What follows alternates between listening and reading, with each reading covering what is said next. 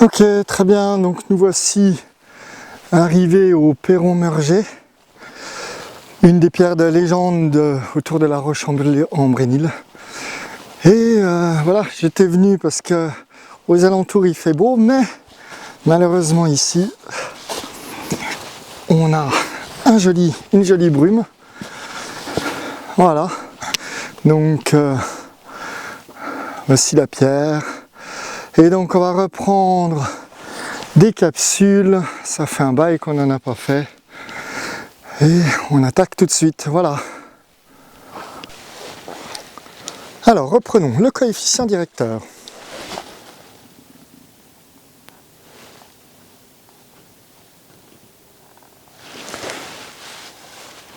Le coefficient directeur, qu'est-ce que c'est que ce truc? Donc,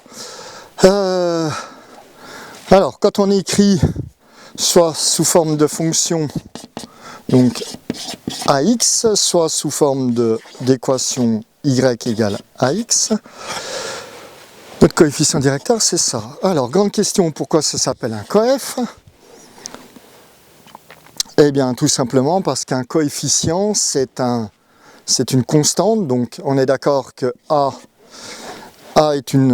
représente une constante, les lettres de l'alphabet minuscule du début de l'alphabet sont des constantes, et les lettres de la fin de l'alphabet en minuscule sont des variables.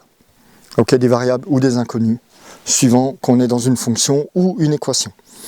Donc, ici, mais là, on est bien, malgré que ça s'appelle une équation de droite, il ne faut pas s'y tromper, on est quand même dans la même structure que cette fonction, sauf qu'on n'insiste pas sur la notation fonctionnelle. Donc ici, qu'est-ce que ça veut dire? Ça veut dire que si, je vais réécrire ça, j'ai a de x, eh bien si je divise par x ici, je fais la même chose de l'autre côté, je me retrouve avec A égale Y sur X. Donc A, c'est le rapport de Y par rapport à X. Mais là, il faut pas s'y tromper parce que là, ça donne l'illusion d'avoir, d'avoir juste une quantité. Ici, c'est comme si on disait 4 sur 3 ou 1 sur 4 ou 4 sur 1, enfin peu importe. Alors que pas du tout. Nous sommes dans des fonctions. D'accord, et une fonction donc qu'on va représenter avec un repère comme ça. Je mets l'origine du repère ici. Habituellement en mathématiques, les x sont là, les y sont là. Donc on va suivre l'habitude. Et qu'est-ce que ça veut dire? Ça veut dire que mon A, en fait, c'est un delta de y sur un delta de x. Pourquoi? Parce que en fait, qu'est-ce que j'ai dans la fonction? C'est quand je passe de 1, par exemple, j'avance de 1 ici, sur les x, je vais mettre 1, 2, 3, et on va faire une fonction du type f de x égale 2x, pour faire simple.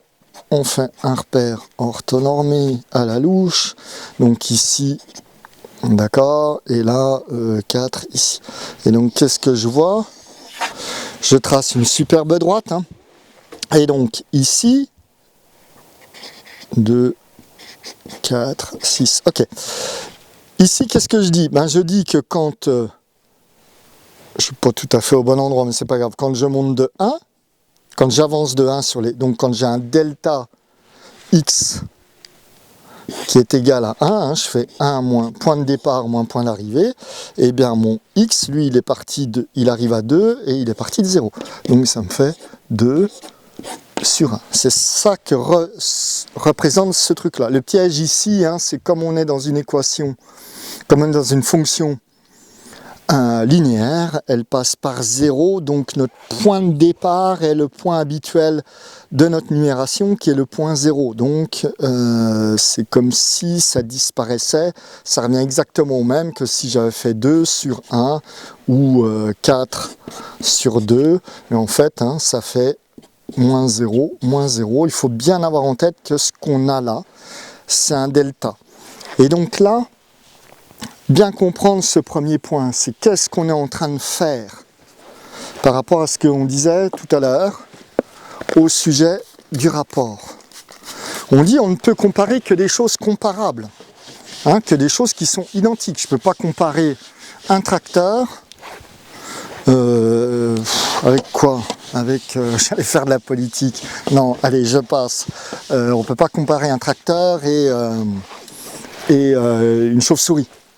D'accord, hein? Donc, ici, on est d'accord que si j'écris Y sur X, bah, ça, on a dit ça, c'est une température. D'accord, la dimension, c'est les températures. Et ça, c'est des mètres, c'est une dilatation. Ok, hein, donc, on ne peut pas... on peut pas faire ça. On ne peut pas comparer une température et une distance, ça n'a aucun sens. D'accord? Mais, en fait, ce que je compare, c'est un delta de distance. Bon, je vais le mettre comme ça, c'est un delta de distance sur un delta de température. Et là, je suis en train de comparer des choses comparables parce que je compare une différence.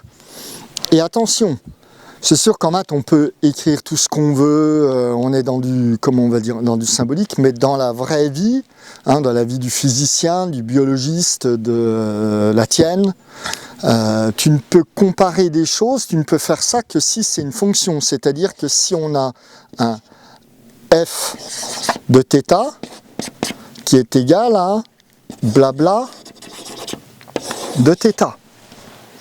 D'accord? Et ça, c'est mon Y, hein, et ça, c'est mon X, ici.